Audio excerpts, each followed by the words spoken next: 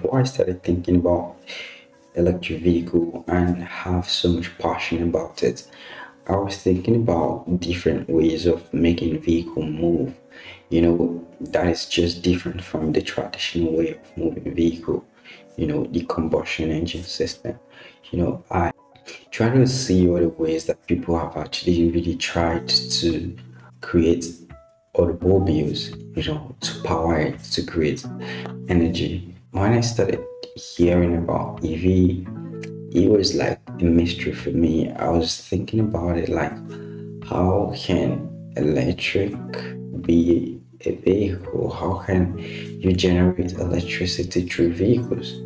So it was a very, very complicated and complex thought for me there because all I was used to was combustion engine, how it works and how it actually creates its own power. I never had any, idea about how electric vehicles work. So I know that I really want to know this. So I started really reading towards that. At first it was completely confusing. I don't understand it, but I kept reading it. I kept searching for audio conversations as regard to that. At some point, I started talking about EVs. I started talking about electric vehicles, because of my enthusiasm around it. When it got to a point, I knew that I needed to really move my passion a little bit further instead of just talking about it. Why don't me try to see what I can do, despite the fact that I have actually, been building more of RC cars, that's like toy battery cars, right?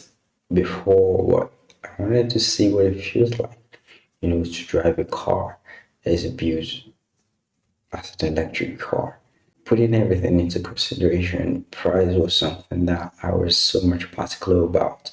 I wanted to build something that is clean, something that is eco-friendly, something that is, affordable, right?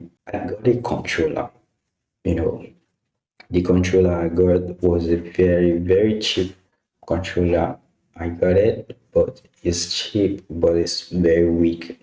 I read reviews about it. When I tried to look very deep into it, I saw the electronic components, and so I tried to list all the electronic component that it is actually designed with, and so just so that I can know the limitations around it. So I was thinking about the ratings on the electronic component. So I was looking at how to really step up those digits a bit, to make it stronger, to make it, much more heavy duty kind of socket. So I tried to search for those electric components, and I tried to arrange it on the a breadboard, right? Which I did. So after that, so it worked, right? So I went ahead to build a much more heavier duty compact PWM. So that was what I used for my application. I didn't use the one I got, but I actually tapped from their design and the electronic component they made use of. So that was what I actually control with.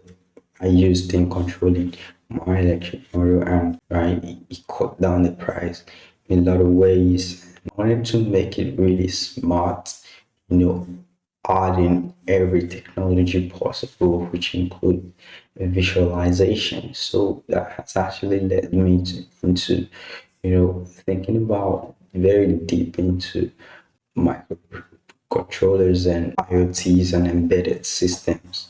So, which is an important factor when it comes to today's vehicles, because there are so many microcontroller systems in today's vehicles. So, I want to make our vehicle smart, I was giving that a very big point because I knew that I could, just make it be simple, but I was also giving that a little point consideration because I know that's what's actually going to make it, look smart and drivable and enjoyable.